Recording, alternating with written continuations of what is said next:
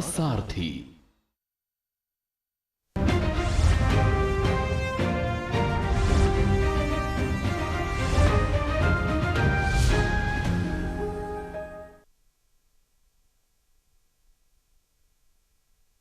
नमस्कार, देश की बात में आपका स्वागत है। मैं हूं राहुल चौहान। खबरों बढ़ेंगे उससे पहले एक नजर आज की हेडलाइंस पर।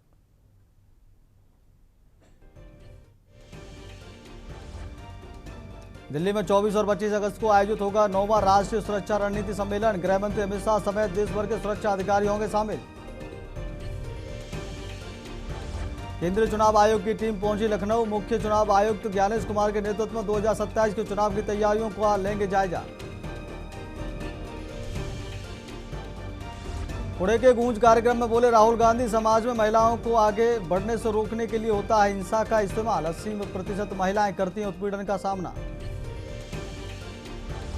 मुख्यमंत्री योगी आदित्यनाथ का रायबरेली दौरा। आज करोड़ों की लागत से नवनिर्मित ऑडिटोरियम व पुस्तकालय का उद्घाटन। सावन का आज आखिरी सोमवार, शिवालयों में सुबह से श्रद्धालुओं की भारी भीड़। हर ओर हर महादेव का उद्घोष।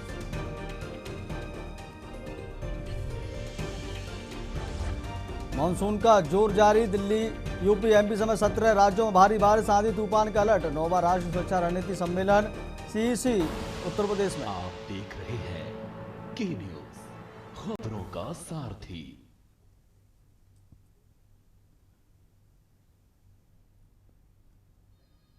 अब लेके चलते सीधे खबरों में। आपको खबर दिल्ली से है। दिल्ली में 9वीं राष्ट्रीय सुरक्षा रणनीति सम्मेलन का होगा आयोजन।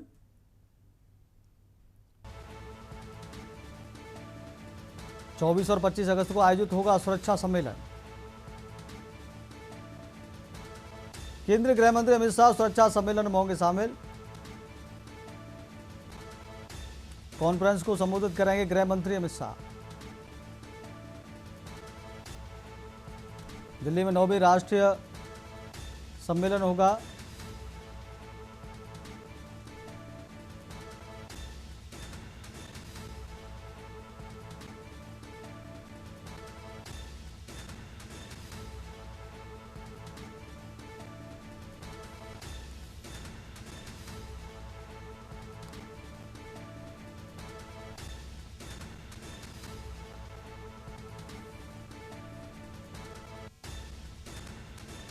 चौबीस और 25 अगस्त को आयोजित होगा सुरक्षा सम्मेलन। केंद्रीय गृह मंत्री अमित शाह सुरक्षा सम्मेलन में होंगे शामिल। कॉन्फ्रेंस को संबोधित करेंगे गृह मंत्री अमित शाह। दिल्ली में 9वीं राष्ट्रीय सुरक्षा रणनीति सम्मेलन का होगा आयोजन। उच्च स्तरीय कॉन्फ्रेंस हाइब्रिड फॉर्मेट में कॉन्फ्रेंस का होगा आयोजन। देश भर के शीर्ष सुरक्षा अधिकारी होंगे शामिल।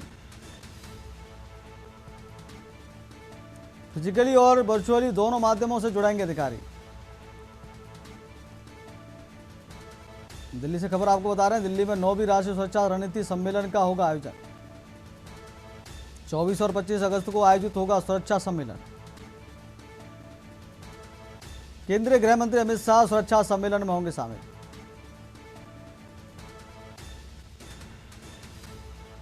कॉन्फ्रेंस को संबोधित करेंगे गृह मंत्री अमित शाह। इसी खबर अधिक जानकारी के लिए दिल्ली से विशेष संवाददाता अखिलेश सिंह हमारे साथ जुड़ गए हैं। अखिलेश जी, दर्शकों को बताइए, उच्च स्तरीय कॉन्फ्रेंस हाइब्रिड फॉर्मेट में कॉन्फ्रेंस का आयोजन होने जा रहा है। सुरक्षा सम्मेलन का आयोजन होगा। देश भर के शीर्ष सुरक्षा अधिकारी इसमें शामिल होंगे। क्या अधिक जानकारी है? और देखिए, देश लेवल के राष्ट्रीय सुरक्षा सम्मेलन होने जा रहा है या 9वीं सुरक्षा सम्मेलन होगा। इसमें केंद्रीय गृह मंत्री अमित शाह शामिल होंगे। गृह मंत्री की अध्यक्षता में होने वाले इस सुरक्षा सम्मेलन में कई चीजों को, अहम मुद्दों पर इसमें चर्चा की जाएगी। सबसे बड़ी बात इसकी ये है कि इसके अंदर सुरक्षा के दृष्टिकोण से कई पैमाने तय किए गए हैं कि उनके आधार पर राष्ट्रीय सम्मेलन में लगातार 2 दिनों तक चर्चा चले और दोनों दिनों में ये तय किया जाए कि किस तरह से आर्टिफिशियल इंटेलिजेंस एंड टेक्नोलॉजी का इस्तेमाल करके सुरक्षा को और मजबूत किलेबंद किया जा सकता है। इसके लिए एजेंडे में कई चीजों को शामिल किया गया है। इसमें कहा गया है कि जो पहले दिन चर्चा होगी उसमें देश विरोधी जो ताकतें हैं वो देश की अशांति बनाने में अपनी भूमिका निभाते हैं, उस पर चर्चा होनी चाहिए। इसके अलावा जो देश का बॉर्डर है वहां पर नारकोटिक्स तस्करी जैसे मामले सामने आते हैं, उन पर कैसे नियंत्रण रखा जाए, इस पर चर्चा होगी। इसके अलावा कई जगह भीड़ को इकट्ठा करने के लिए, धरना प्रदर्शन में गैर तरीके के लोगों को इस्तेमाल करने के लिए जो इंक्रिप्टेड ऐप्स का इस्तेमाल किया जा रहा है, वो डिजिटल उपयोग को किस तरह से नियंत्रित किया जाए और जो भीड़ आ रही है वो उस ऐप्स के जरिए उन लोगों को चिन्हित किया जाए, इस पर एक चर्चा होगी। उसके बाद दूसरे दिन की चर्चा रखी गई है कि एविएशन के क्षेत्र में, पोर्ट की सिक्योरिटी के क्षेत्र में, यानी जो हवाई उड़ानें हो रही है वहां पर सुरक्षा कैसे मजबूत की जाए। जो समुद्री पोर्ट है जहां पर लगातार चीजें बाहर से आती हैं, कई बार आपत्तिजनक चीजें भी बरामद होती हैं पोर्ट पर, उनको कैसे नियंत्रित किया जाए। इसके अलावा जो नक्सलवाद है, वामपंथी उग्रवाद है और काउंटर टेररिज्म है, ये इस तरह के मुद्दे हैं जो देश की सुरक्षा के लिए खतरा बने रहते हैं और देश की सुरक्षा को चुनौती भी देते हैं।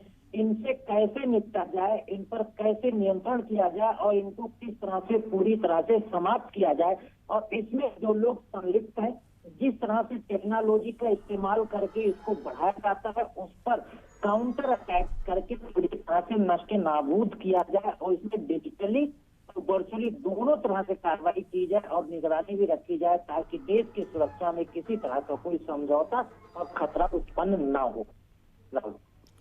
ठीक है अखिलेश जी, बहुत बहुत धन्यवाद आपका तमाम जानकारी देने के लिए। तो केंद्रीय गृह मंत्री अमित शाह सुरक्षा सम्मेलन में शामिल होंगे, देश भर के सुरक्षा विशेषज्ञ इसमें शामिल होंगे। अब बात करें अगली खबर की। सावन माह के अंतिम सोमवार के अवसर पर आज शिवालयों में सुबह से ही श्रद्धालुओं की भारी भीड़ देखने को मिल रही है। भगवान शिव की आराधना के लिए भक्ति मंदिरों में पहुंचकर जलाभिषेक कर रहे हैं। शिवलिंग पर बेलपत्र, दूध, फूल और फल चढ़ाकर श्रद्धालु सुख समृद्धि और परिवार की खुशहाली की कामना कर रहे हैं। सावन का अंतिम सोमवार इस बार 24 अगस्त को है। धार्मिक मान्यताओं में सावन सोमवार का विशेष महत्व बताया गया है। इस दिन श्रद्धालु व्रत रखकर भगवान शिव की विधि विधान से पूजा अर्चना करते हैं। कई मंदिरों में रुद्राभिषेक के साथ विशेष पूजा अर्चना का भी आयोजन किया जा रहा है। 30 जुलाई से शुरू हुआ पावन सावन 28 अगस्त को श्रावण पूर्णिमा के साथ समाप्त होगा। इस बार सावन में 4 सोमवार पड़े, जिनमें आज आखिरी सोमवार है।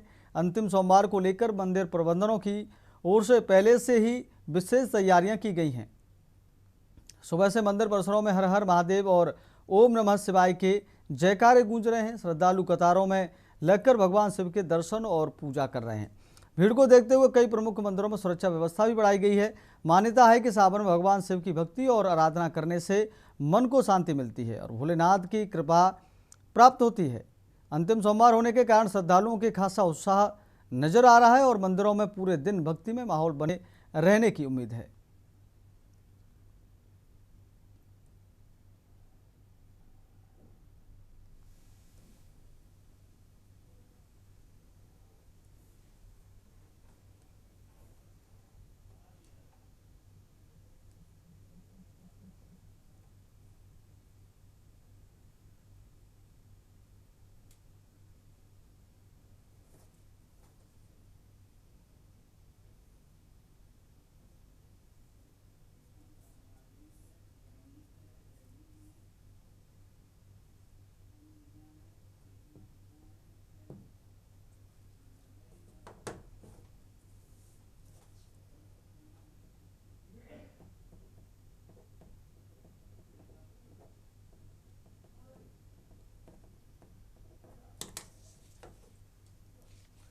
अगली खबर का रुख कर लेते हैं। चंदौली में सावन के अंतिम सोमवार के अवसर पर सकलडीहा स्टेशन स्थित स्वयंभू बाबा कालेश्वर नाथ मंदिर में श्रद्धालुओं की भारी भीड़ उमड़ पड़ी।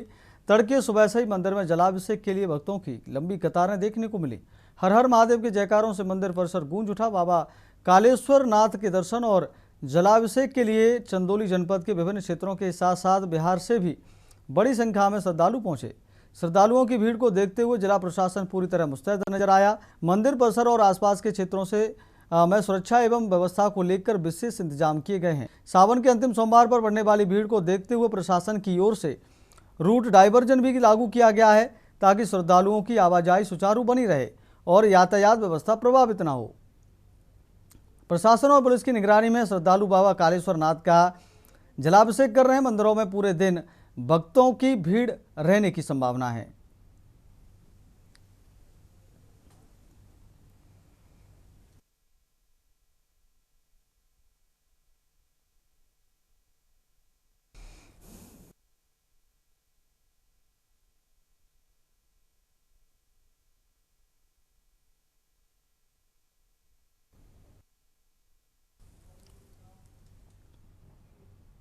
अगली खबर का रुख कर लेते हैं सावन के आखिरी सोमवार पर बाराबंकी के पौराणिक लोधेश्वर महादेव मंदिर में आस्था का सैलाब उमड़ पड़ा। राजधानी लखनऊ से करीब 70 किलोमीटर दूर स्थित इस धाम में सुबह से ही श्रद्धालुओं की भारी भीड़ पहुंचती रही। भक्तों ने भगवान भोलेनाथ का जलाभिषेक कर पूजा अर्चना की और अपनी मनोकामनाएं मांगी। के न्यूज़ की टीम लगातार मौके पर मौजूद रहकर श्रद्धालुओं की आस्था और मंदिर परिसर की व्यवस्थाओं का जायजा ले रही है। सावन के अंतिम सोमवार पर लोधेश्वर महादेव में श्रद्धालुओं की भारी भीड़ ने इस बार नया रिकॉर्ड कायम किया है। स्थानीय लोगों के मुताबिक मुख्यमंत्री योगी आदित्यनाथ की ओर से लोधेश्वर महादेव कॉरिडोर की घोषणा के बाद श्रद्धालुओं में उत्साह और बढ़ा है। यही वजह है कि इस बार बड़ी संख्या में भक्त मंदिर पहुंच रहे हैं। मंदिर परिसर में आस्था के अलग अलग रंग देखने को मिले। स्थानीय पत्रकारों और छायाकारों के मुताबिक जिस लोधेश्वर धाम में पहले डाक कावड़ का आगमन कम देखने को मिलता था, वहां अब बड़ी संख्या में डाक कावड़ पहुंच रही हैं। दूर दराज से आए कावड़ियों ने भोलेनाथ का जलाभिषेक किया और हर हर महादेव के जयकारे लगाए। लोधेश्वर महादेव की आस्था बाराबंकी और आसपास के जिलों तक ही सीमित नहीं है। बुंदेलखंड के उरई, जालौन, झांसी समेत कई जिलों से भी श्रद्धालु यहाँ पहुँचते हैं। सावन के आखिरी सोमवार पर पूरा मंदिर परिसर और आसपास का इलाका हर हर महादेव और बोल बम के जयघोष से गूंजता रहा। श्रद्धालुओं की बढ़ती भीड़ के बीच लोधेश्वर महादेव कॉरिडोर की घोषणा को स्थानीय लोगों और भक्तों के लिए बड़ी उम्मीद के तौर पर देखा जा रहा है। लोगों को उम्मीद है कि कॉरिडोर के निर्माण के बाद इस पौराणिक धाम को और भव्य स्वरूप मिलेगा और श्रद्धालुओं को बेहतर सुविधाएं उपलब्ध होंगी।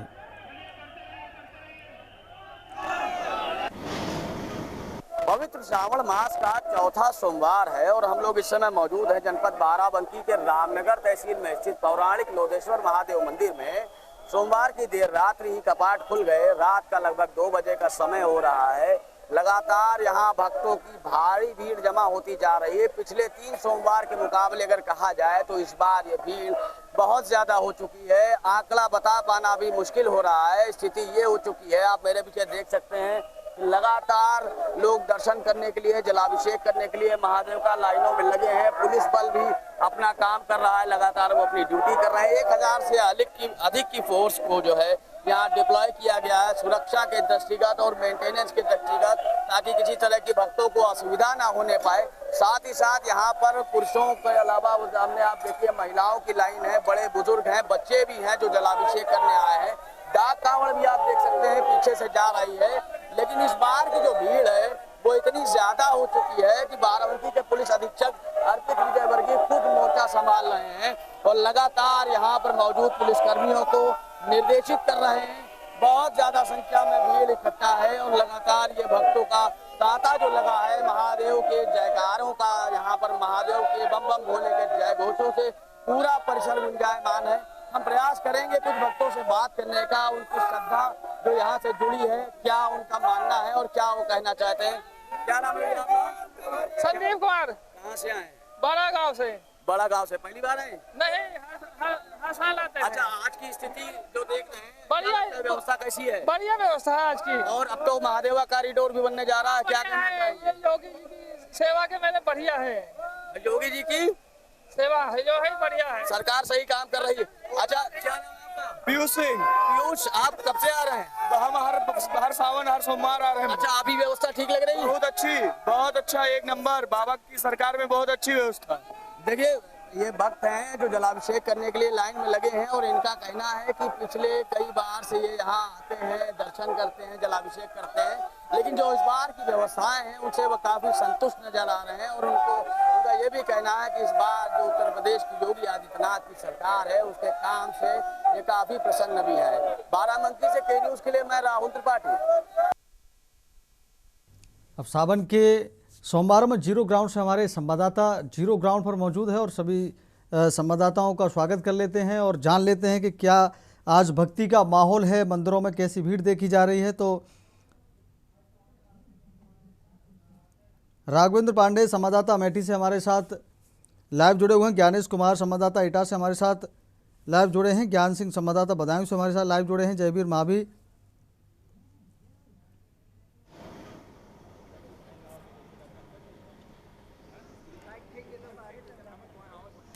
जयवीर माभी संवाददाता गाजियाबाद से हमारे साथ लाइव जुड़े हैं, शैलेंद्र जैन संवाददाता ललितपुर से हमारे साथ लाइव जुड़े हैं, अश्वनी शर्मा संवाददाता फिरोजाबाद से हमारे साथ लाइव जुड़े हैं, केशवानंद शुक्ला संवाददाता रायबरेली से हमारे साथ जुड़े हैं, अनिल मीणा बुलंदशहर से हमारे साथ लाइव जुड़े हैं और बंटी सक्सेना मुरादाबाद से हमारे साथ लाइव जुड़े हैं। सभी सहयोगियों का बहुत बहुत स्वागत है और सबसे पहले रुख कर लेते हैं हम अमेठी का राघवेंद्र पांडे का।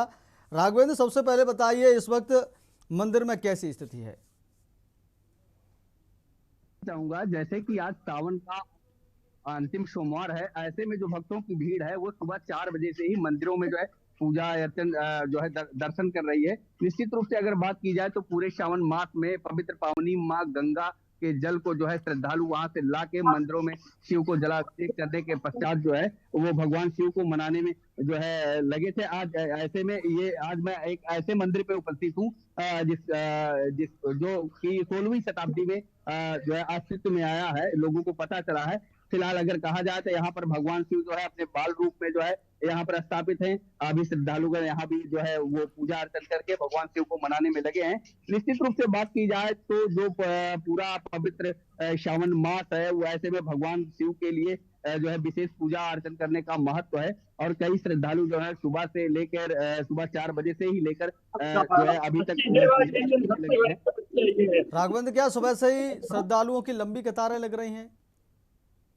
जी बिल्कुल, बताना चाहूंगा जो जनपद अमेठी के जो चाहे जो भी प्रसिद्ध दंडेश्वर महादेव हो, महेशनाथ हो, मुकुटनाथ हो और यहाँ पे महादेवन मंदिर है, तो जनपद के जितने भी प्रमुख मंदिर है वहां पर सुबह 4 बजे से जो लगभग हजारों की संख्या में श्रद्धालु जो है भगवान शिव को जलाभिषेक कर रहे हैं। निश्चित रूप से अगर बात की जाए वहीं पे पुलिस प्रशासन व्यवस्था की, तो जो पुलिस प्रशासन व्यवस्था है जो जनपद अमेठी के पुलिस अधीक्षक सरवणटी हैं उनके द्वारा जो प्रमुख जनपदों के मंदिर है वहां पे सुरक्षा के जवानों को मुस्तैद किया गया है। निश्चित रूप से अभी तक जो श्रद्धालु हैं वह शांतिपूर्वक और श्रद्धामय भाव के साथ मंदिरों में जलाभिषेक कर रहे हैं। पूरे जनपद में कहीं भी किसी प्रकार की ना तो कोई समस्या जो है उत्पन्न हो रही है और ना ही दिखाई दे रही। ऐसे में जो आज यूं कहा जाए कि सावन का अंतिम सोमवार है, तो अंतिम सोमवार में जो भक्तों की भीड़ है और आस्था का जो संगम है वो मंदिरों में देखने लायक बन रही है। राघवेंद्र, क्या आखिरी सोमवार होने की वजह से भीड़ में इजाफा दिखाई दे रहा है? क्योंकि आज आखिरी सोमवार है जैसे सावन का। बिल्कुल बताना चाहूंगा राहुल जी कि इस समय अंतिम सोमवार होने के नाते जो श्रद्धालु हैं, जो भक्तगण हैं, वो बढ़ चढ़कर मंदिरों में जो है भगवान शिव को प्रसन्न करने में लगे हैं, क्योंकि ये अंतिम अवसर जो है श्रावण मास का वो अपने हाथ से गंवाना नहीं चाहते हैं। तो कहीं ना कहीं इन कारणों से भी जो है भक्तों की भीड़ मंदिरों में जो है भारी संख्या में देखने को मिल रही है। ठीक है राघवेंद्र, आपके पास आते हैं, मैं ज्ञानेश कुमार का रुख कर लेता हूँ एटा। ज्ञानेश कुमार, एटा में क्या मंदिरों की स्थिति है, कैसा माहौल दिखाई दे रहा है एटा में? जी राहुल, बिल्कुल मैं आपको बता दूं जनपद एटा में जिस तरीके से सुरक्षा व्यवस्था को लेकर चाक चौबंद व्यवस्थाएं वरिष्ठ पुलिस अधीक्षक डॉक्टर इलामारन एवं एसपी सिटी श्वेता पांडे के निर्देशन एवं प्रशासनिक जिलाधिकारी अर्जुन सिंह के निर्देशन में जिस तरीके से की गई वो यानी कहीं ना कहीं जमीनी स्तर पर देखने को मिल रही है। फिलहाल मैं कैलाश मंदिर पर यानी मौजूद हूँ। यहाँ के जिस तरीके से ये व्यवस्थाएं है यहाँ पर देखने को मिल रही है कि बिल्कुल पूरी तरह से साफ तौर पर नियमबद्ध तरीके से श्रद्धालु आ रहे हैं और अपना जलाभिषेक कर रहे हैं। सबसे बड़ा सवाल है कि जिस तरीके से प्रशासन ने जिस तरीके से सुरक्षा व्यवस्था के चलते मैं अपने कैमरामैन से कहूंगा दिखाई दे रहा है, यानी पूरी यहाँ से 2 से फुट की ऊंचाई पर मतलब शिवलिंग बनी हुई है, वहां पर ये जलाभिषेक कर रहे हैं श्रद्धालु। कहीं ना कहीं जिस तरीके से यहाँ व्यवस्थाओं की बात की जाए, जो मंदिर है मंदिर की व्यवस्थाओं की बात की जाए तो मंदिर भी पूरी तरह से सक्षम नजर आ रहा है। यहाँ की कुछ श्रद्धालु हैं, बात कर लेते हैं। क्या नाम भैया आपका?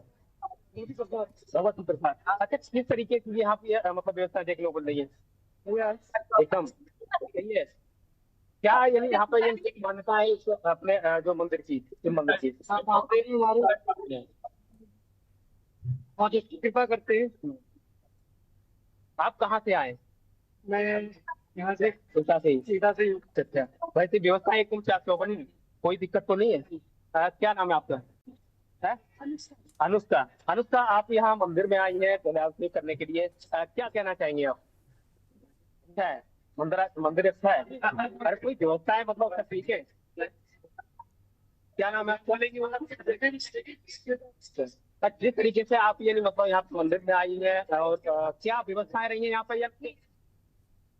अच्छी व्यवस्था है, कोई दिक्कत तो नहीं हो रही? ज्ञानेश इनसे पूछिए कि क्या मनोकामना लेकर के आई हैं ये। आप क्या मनोकामना लेके आए जिस तरीके से आप मंदिर में आई है, मतलब जला आप ये करनी थी है? क्या मनोकामनाएं पूरी होती हैं? एक मंदिर में मनोकामना पूरी होती है क्या? होती है, पिछली बार भी आए और होती है। अच्छा, ठीक है पूरी तरह ज्ञानेश, से कावड़ियों को यहाँ पर लेकर ये जो- कावड़ियों की कैसी भीड़ देखी जा रही? कावड़ी कितनी संख्या में पहुंच रहे हैं कावड़िए? राहुल, यहाँ पर इन पूरी तरह से यहाँ की कावड़िया हैं, कावड़िया भी दूर दराज से आ रहे हैं और पूरी तरह से यहाँ पर मतलब एक लाइनबद्ध तरीके से चले आ रहे हैं और ये अपना जलाशय ऊपर 200 फीट की ऊंचाई पर चढ़कर ये जलाशय कर रहे हैं। कावड़िया है, उनसे बात और श्रद्धालु उनसे बात कर लेता हूँ। क्या नाम है आपका? क्या नाम है? प्रिया। यहाँ पे क्या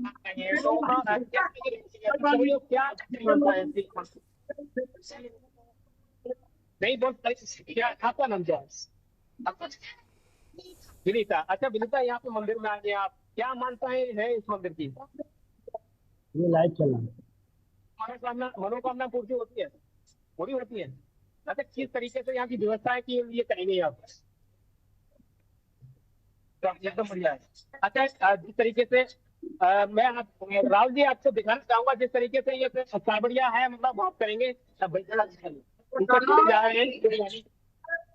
तो जिस तरीके से पूरी मतलब यहाँ पे यानी बम बम व्यापारों के हिसाब से जिस जो भी श्रद्धालु है अपना मुंह बंद कर लेते हैं तब भी अंदर से अंतर आत्माएं उनकी यहाँ के जयकारों से गूंज रही है। फिलहाल पूरी तरह से ये सुरक्षा व्यवस्था चौबंद है और यहाँ के मंदिर पर की पूरी तरह से और एक श्रद्धालु बात करेंगे। क्या नाम है आपका? खिलाड़ी जी। अच्छा, यहाँ ये मंदिर की क्या मानता है, किस तरीके से यहाँ पे मानता मान ली आपने? देखिए मानता है, यहाँ बहुत सी श्रद्धालु इस लेके आते हैं और यहाँ जो मांगते हैं वो उसका काम पूरा होता है। कितना पुराना ये मंदिर है क्या? ये तो बहुत पुराना मंदिर है, 200 साल। अच्छा, जिस तरीके से एटा की प्रशासन की बात की जाए, व्यवस्थाओं की बात की जाए तो क्या लग रहा है कि इस बार कैसी व्यवस्था रहेगी? व्यवस्था बहुत अच्छी रही। ठीक है ज्ञानेश कुमार, आपके पास आएंगे लौट करके। अभी वक्त हो गया एक छोटे से ब्रेक का, ब्रेक के बाद खबरों में जल्द लौटेंगे।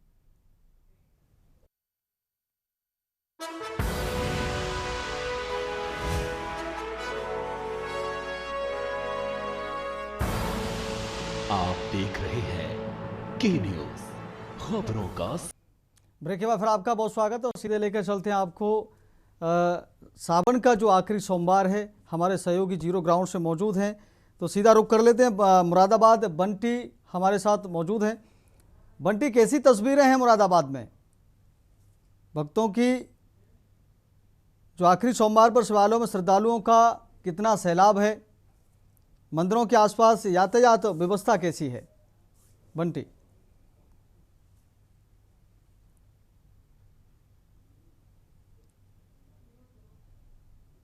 बंटी, आपकी आवाज नहीं मिल पा रही, दर्शकों को अनम्यूट करिए।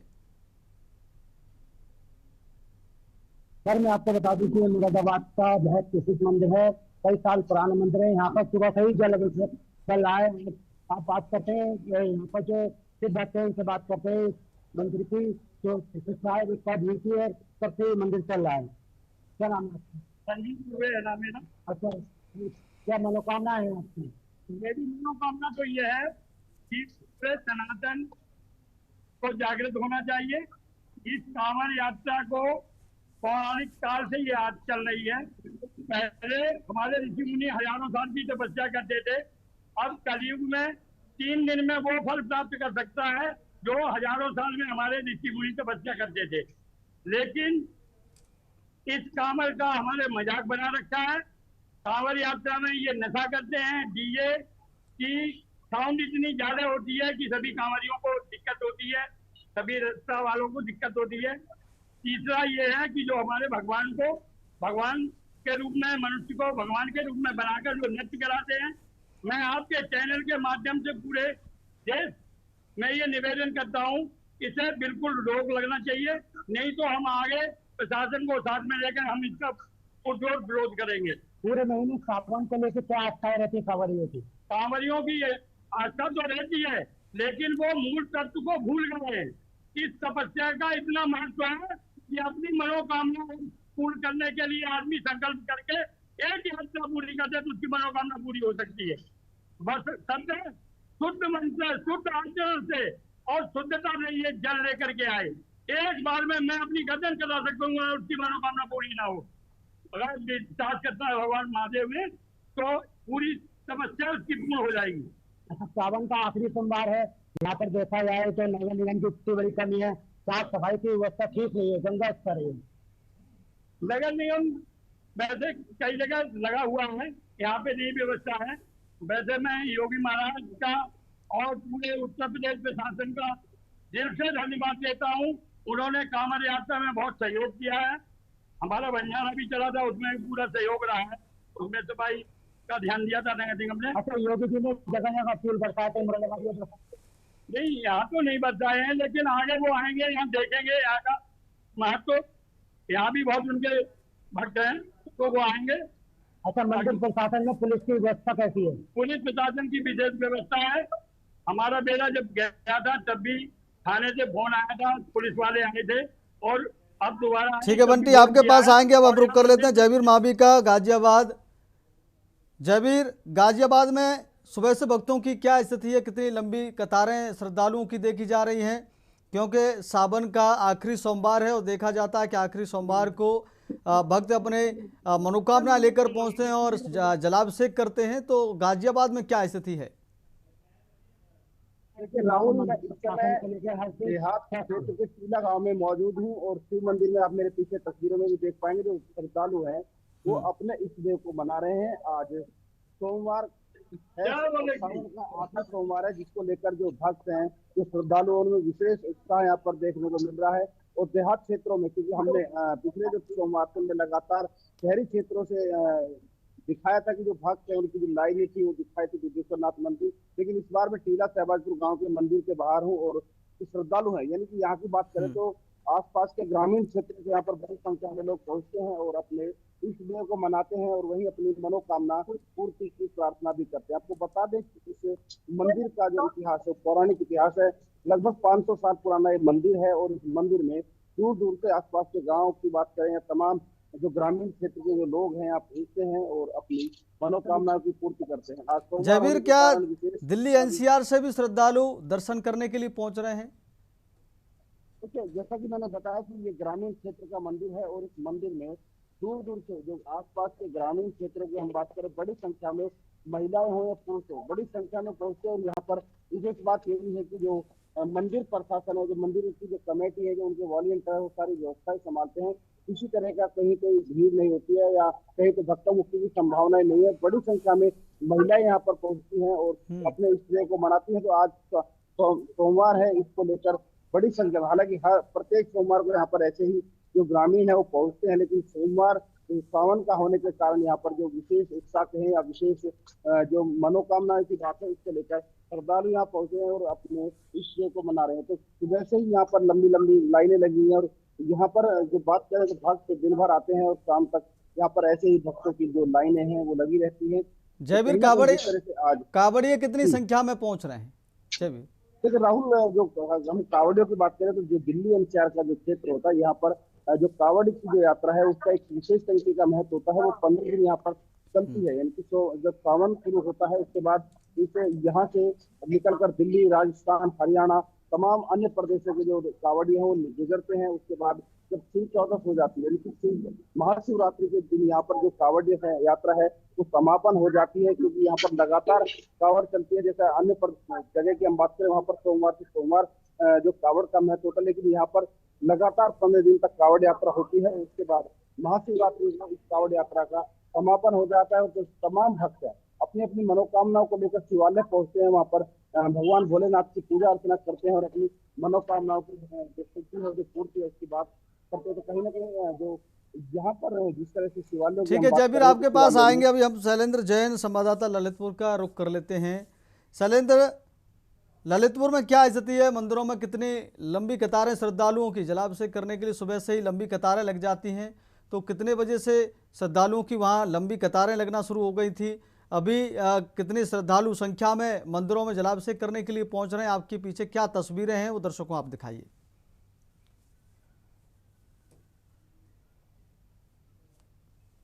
अनम्यूट करिए शैलेंद्र, आवाज नहीं मिल रही दर्शकों को। शैलेंद्र अनम्यूट करिए।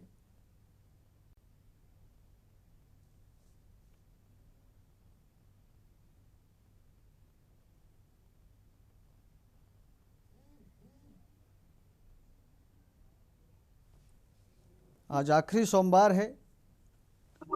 हेलो, हाँ शैलेंद्र जी आवाज आ रही है? आ गई आवाज, बोलिए। आवाज आ रही है? आवाज मिल गई शैलेंद्र, आप बोलिए, दर्शकों बताइए। मैं बताना चाहूंगा कि ललितपुर का ये सबसे प्रसिद्ध सिद्धपीठ चंडी मंदिर है और यहाँ पर सुबह से ही लोगों का आज जल चढ़ाने के लिए तांता लगा रहता है, लाइनें लगी रहती है। वैसे भी आज ये सावन का अंतिम सोमवार है और चौथा सोमवार है और इस दिन बताते हैं इसका महत्वपूर्ण है ये सोमवार, क्योंकि यहाँ आज जो पूजा करता है उसकी सभी मनोकामनाएं भी पूर्ण होती हैं एवं घर में शांति होती है और सुख समृद्धि बढ़ती है। तो कहते हैं कि यदि आज के दिन यहाँ जल चढ़ाकर पूजा की जाए तो उसका फल मिलता है। वहीं आज यहाँ पर जो अंतिम सोमवार है तो सहस्त्रवाचन 1000 मंत्रों का जाप होना है और वैसे भी यहाँ 5.25 करोड़ शिवलिंग भी बनाए जा रहे हैं।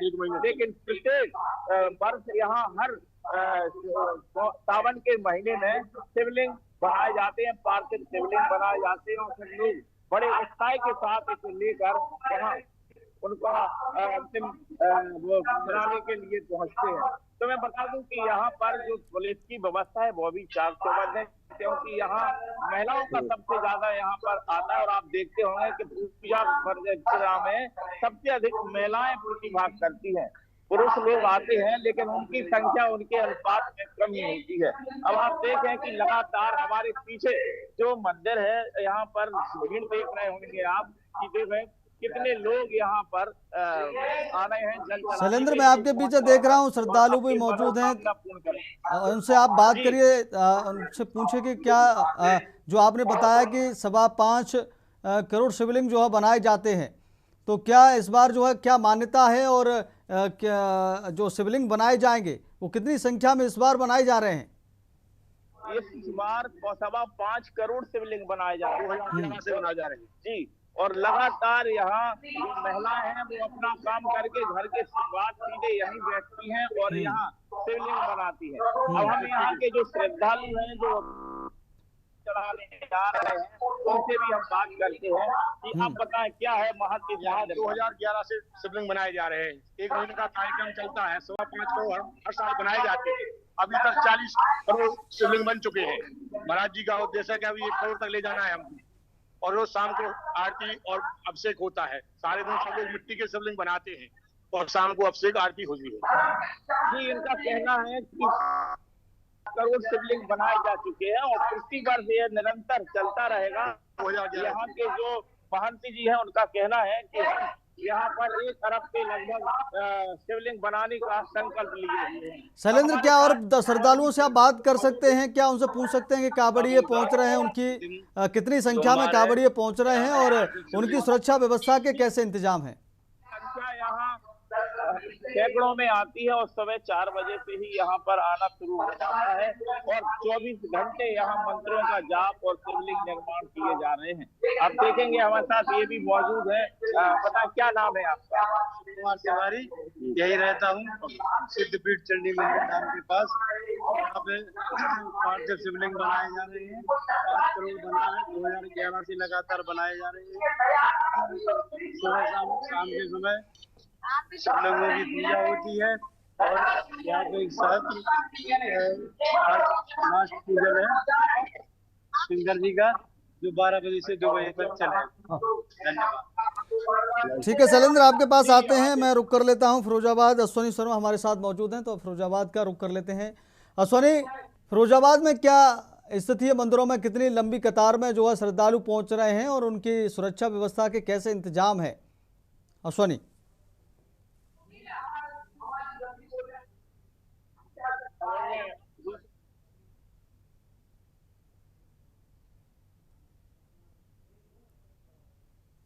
में 1000 अश्वनी, दर्शकों को आपकी आवाज नहीं मिल पा रही है। ठीक, अश्वनी हमारे साथ है नहीं। ठीक है, तो सभी हमारे सहयोगियों ने जीरो ग्राउंड से आपको आखिरी सोमवार के दिन मंदिरों में जो श्रद्धालुओं की भीड़ है वो किस प्रकार पहुंच रही है और लगातार अपनी मनोकामनाओं को लेकर के श्रद्धालु पहुंच रहे हैं, जलाभिषेक कर रहे हैं, यह सारी स्थिति और सुरक्षा के कैसे इंतजाम है, कांवड़िए कितनी संख्या में पहुंच रहे हैं, सभी सहयोगियों ने अपने अपने जिलों की जो है तस्वीरें दर्शकों को दिखाई हैं। तो सभी सहयोगियों का बहुत बहुत शुक्रिया।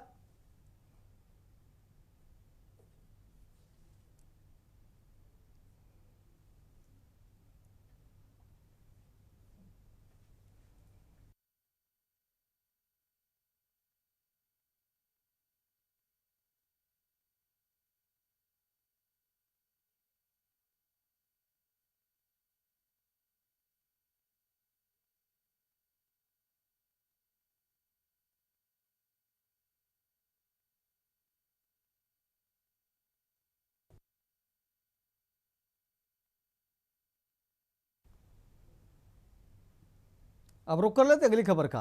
रतलाम जिले के जाबरा में सामाजिक समरसता कांवड़ यात्रा के दौरान पूरा शहर शिव भक्ति में डूबा नजर आया। हजारों कांवड़ियों की मौजूदगी में निकली यात्रा के दौरान जय भोले और हर हर महादेव के जयकारों से जाबरा गूंज उठा। यात्रा में शामिल विभिन्न झांकियों, अखाड़ों और भजन गायकों ने श्रद्धालुओं का खासा ध्यान आकर्षित किया।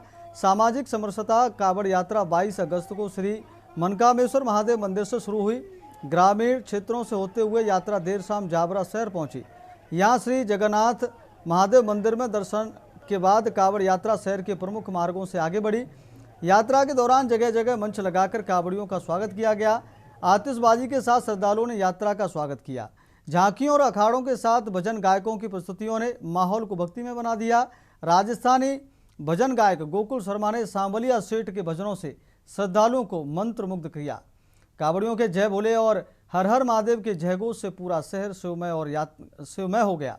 यात्रा रात करीब 10 बजे चौपाटी क्षेत्र होते हुए पिपलौंदा रोड पहुंची, जहां रात्रि विश्राम किया गया। इसके बाद 23 अगस्त को यात्रा पिपलौंदा क्षेत्र से आगे बढ़ी और आंबा में विश्राम के बाद 24 अगस्त सोमवार को सैलाना पहुंचकर श्री केदारेश्वर महादेव का जलाभिषेक किया जाएगा। जाबरा शहर में यात्रा की अगवानी क्षमासेवी शैलेंद्र पांडे और विधायक डॉक्टर राजेंद्र पांडे के पुत्र प्रांजल पांडे ने की। यात्रा में आसपास के क्षेत्रों से भी हजारों श्रद्धालु शामिल हुए। खास बात यह रही कि मुस्लिम समुदाय की ओर से भी कांवड़ यात्रियों का स्वागत किया गया। सामाजिक समरसता और भाईचारे की यह तस्वीर लोगों के बीच चर्चा का विषय बनी रही।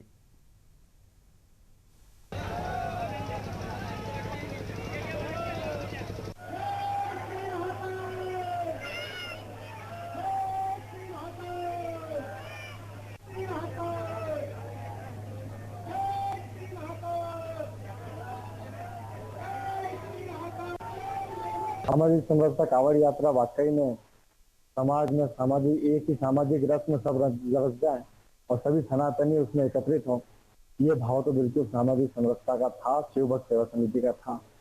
उसमें जो आप जैसा बता रहे मुस्लिम लोगों ने भी सभी ने स्वागत किया, तो ये धार्मिक एकता का परिचय है।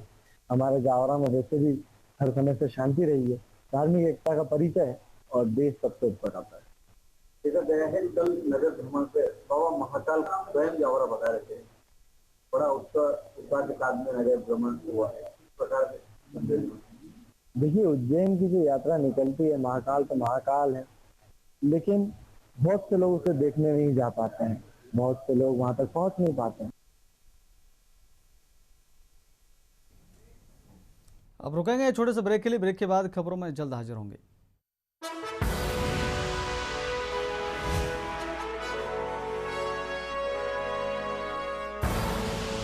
आप देख रहे हैं के न्यूज, खबरों का सार। ब्रेक के बाद फिर आपका बहुत स्वागत है। बढ़ते हैं खबरों में। खबर डिंडोरी से। डिंडोरी जिले में लगातार हो रही बारिश के चलते नदी नाले उफान पर हैं। करंजिया विकासखंड के बरबसपुर गांव में तुड़ार नदी का जलस्तर बढ़ने से हालात बिगड़ गए हैं। नदी का पानी गांव के निचले इलाकों में पहुंच गया है, जिसके चलते कई घरों में पानी घुस गया। तस्वीरें बरबसपुर गांव की हैं, जहां लगातार बारिश के बाद तुड़ार नदी में जलस्तर तेजी से बढ़ा। जल भराव के कारण ग्रामीणों को काफ़ी परेशानियों का सामना करना पड़ रहा है। घरों में पानी पहुंचने से लोग अपने जरूरी सामान को सुरक्षित स्थानों पर रखने में जुटे हैं। ग्रामीणों का कहना है कि बारिश के दौरान तुड़ार नदी का जलस्तर तेजी से बढ़ जाता है। हर साल नदी के आसपास रहने वाले परिवारों को जल भराव की समस्या से जूझना पड़ता है। बढ़ते जलस्तर को लेकर ग्रामीणों में चिंता का माहौल है। प्रभावित लोगों ने प्रशासन से मौके पर पहुंचकर स्थिति का जायजा लेने की और ज़रूरतमंद परिवारों को आवश्यक मदद उपलब्ध कराने की मांग की है। फिलहाल लगातार बारिश के बीच नदी का जलस्तर बढ़ने से ग्रामीणों की मुश्किलें बढ़ती नजर आ रही हैं।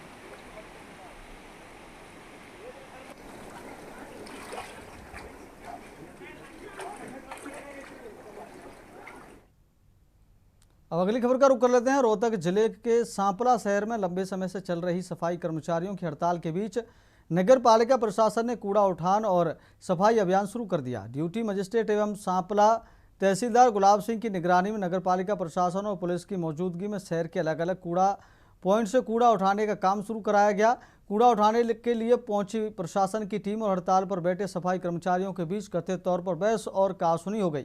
मामला बढ़ने पर मौके पर पुलिस बल बुलाया गया। कुछ देर के लिए सफाई कर्मचारी और पुलिस आमने सामने नजर आए, जिसके चलते माहौल तनावपूर्ण हो गया। पुलिस ने कूड़ा उठाने वाली सफाई टीम के सुपरवाइजर अमित को हिरासत में लिया। स्थिति को देखते हुए मौके पर भारी पुलिस बल तैनात रहा। प्रशासन की कार्रवाई के विरोध में प्रदर्शन कर रहे सफाई कर्मचारियों ने सरकार के खिलाफ जमकर नारेबाजी की और मुख्यमंत्री के खिलाफ भी नारे लगाए। सांपला में सफाई अभियान के दौरान हड़ताली कर्मचारियों और प्रशासन के आमने सामने आने से तनाव की स्थिति बनी रही। वहीं मौके पर मौजूद प्रशासनिक अधिकारी पूरे घटनाक्रम के दौरान कैमरे से बचते नजर आए।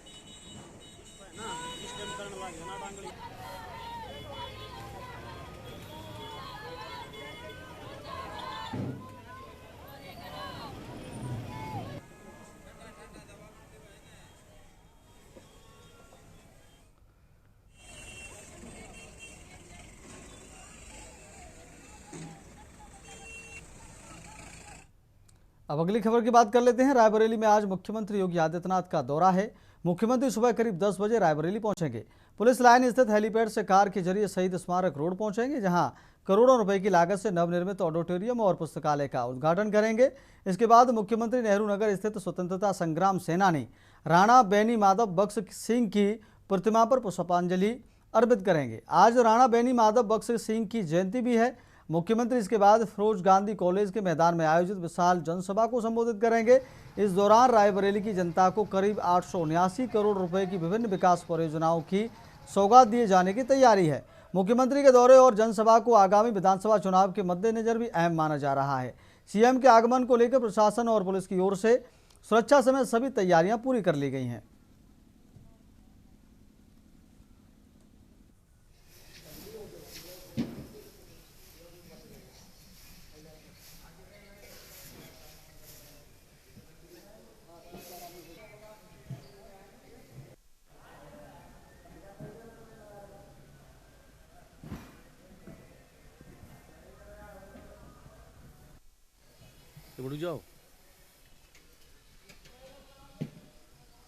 मुख्यमंत्री योगी आदित्यनाथ का आज रायबरेली एक दिवसीय दौरा है, जहां पे मुख्यमंत्री सुबह 10 बजे पुलिस लाइन पहुंचेंगे और उन सड़क मार्ग होते हुए वो शहीद स्मारक स्थित लाइब्रेरी और जो नवनिर्मित ऑडिटोरियम है उसका उद्घाटन करेंगे। उसके बाद सूचना विभाग के द्वारा लगाई गई प्रदर्शनी का अवलोकन करेंगे। फिर उसके बाद उनका जो काफिला है वो ऑडिटोरियम से निकल करके नेहरू नगर चौराहा पहुंचेगा, जहाँ पे राणा बेनी माधव सिंह की आज 222वीं जयंती है, उस पे वो उनकी प्रतिमा पर वो माल्यार्पण करेंगे। उसके बाद उनका जो काफिला होगा नेहरू नगर से निकल करके डिग्री कॉलेज जाएगा, जहां पे वो एक बड़ी जनसभा को संबोधित करेंगे। इस समय हम उसी जनसभा स्थल पे मौजूद है, जहां पे मुख्यमंत्री एक जनसभा को संबोधित करेंगे, जहां बताया जा रहा है कि 800 करोड़ रुपए से ज्यादा की जो योजना है उसका आज यहाँ पे लोकार्पण करेंगे।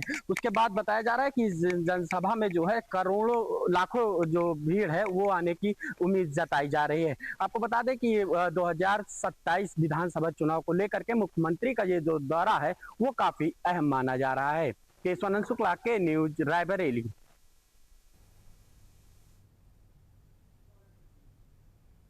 अगली खबर का रुख कर लेते हैं। उत्तर प्रदेश में शासन स्तर पर बड़ा प्रशासनिक फेरबदल किया गया है। सरकार ने 17 वरिष्ठ IAS अधिकारियों के तबादले किए हैं। तबादला सूची में कई अधिकारियों को महत्वपूर्ण विभागों की जिम्मेदारी सौंपी गई है। संगीता सिंह को मंडलायुक्त मुरादाबाद बनाया गया है, जबकि ओम प्रकाश आर्य को मंडलायुक्त अलीगढ़ की जिम्मेदारी दी गई है। शशि शंकर द्विवेदी को महानिदेशक आयुष सेवा मिशन निदेशक बनाया गया है।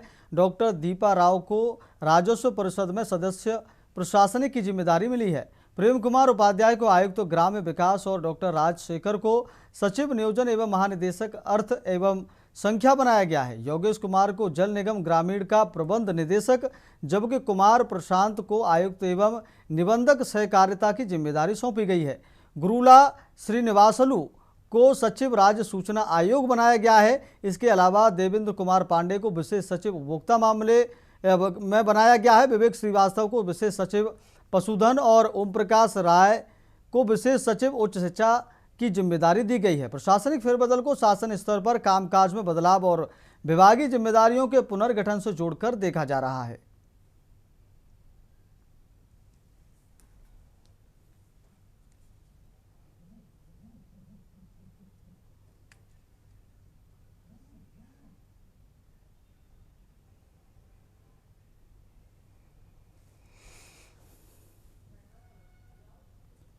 अब अगली खबर की ओर रुख कर लेते हैं। मेहरपुर के मुस्करा थाना क्षेत्र के उपरहका गांव में उस समय हड़कंप मच गया जब गांव के बाहर एक कुएं में अज्ञात व्यक्ति का शव फंदे से लटका मिला।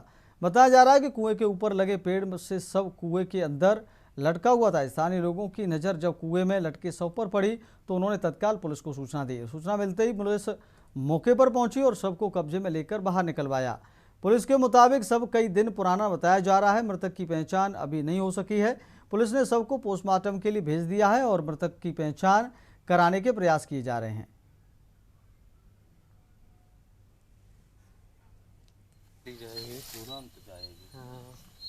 पानी है कुआं। अगली खबर का रुख कर लेते हैं। सीतापुर में बाढ़ और कटान का कहर लगातार जारी है। रामपुर मथुरा थाना क्षेत्र के शुक्लपुरवा गांव में हालात बिगड़ते जा रहे हैं। नदी के कटान की जद में आने के डर से ग्रामीणों में दहशत का माहौल है। कई परिवार अपने आशियाने उजाड़कर सामान समेट रहे हैं और ऊंचे व सुरक्षित स्थानों की ओर पलायन करने को मजबूर हैं। कटान के चलते ग्रामीणों को अपने घर और सामान की चिंता सता रही है। हालात को देखते हुए प्रशासन ने मौके पर लेखपाल और नायब तहसीलदार समेत राजस्व टीम को तैनात किया है। प्रभावित परिवारों को लंच पैकेट और राशन किट उपलब्ध कराई जा रही हैं। प्रशासन की ओर से ग्रामीणों से नदी के किनारे नहीं जाने और सुरक्षित ऊंचे स्थानों पर रहने की अपील की जा रही है। अधिकारियों की टीम लगातार स्थिति का जायजा ले रही है और प्रभावित परिवारों की जरूरतों की जानकारी जुटा रही है। वहीं ग्रामीणों का आरोप है कि उन्हें 24 घंटे में सिर्फ एक बार लंच पैकेट मिल रहा है। ग्रामीणों का कहना है कि इससे छोटे बच्चों समेत परिवार के अन्य सदस्यों को भोजन के लिए परेशानी उठानी पड़ रही है। ग्रामीणों ने राहत सामग्री की पर्याप्त व्यवस्था किए जाने की मांग की है। प्रशासन का कहना है कि बाढ़ और कटान की स्थिति पर लगातार नजर रखी जा रही है। प्रभावित लोगों को राहत सामग्री उपलब्ध कराने के साथ उन्हें सुरक्षित स्थानों पर पहुंचाने के लिए भी आवश्यक कदम उठाए जा रहे हैं। ये नदी का कटान अभी आपके घर से कितनी दूरी पे है? कितनी दूर? बस कम से कम 5 कसी मतलब दूर है। प्रशासन द्वारा कोई व्यवस्था की गई आप लोगों के लिए? हाँ, यहाँ कोई कौन यहाँ भाई एक पल्ली रह गए ना 2 हाथ के राशन किट नहीं मिली आप लोगों राशन कार्ड कुछ नहीं मिला है। को? और खाने का टिफिन मिला है? खाना टिफिन 3 दिन मिला है 24-24 घंटा पर। और आवाज वहाँ नहीं मिला है पूरा दिन। कौन सा गांव है आपका? ये है बुचापुरा।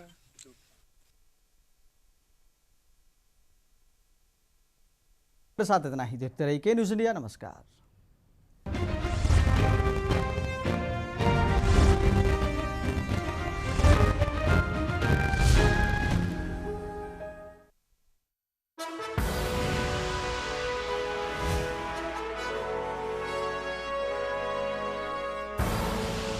आप देख रहे हैं के न्यूज़, खबरों का सारथी।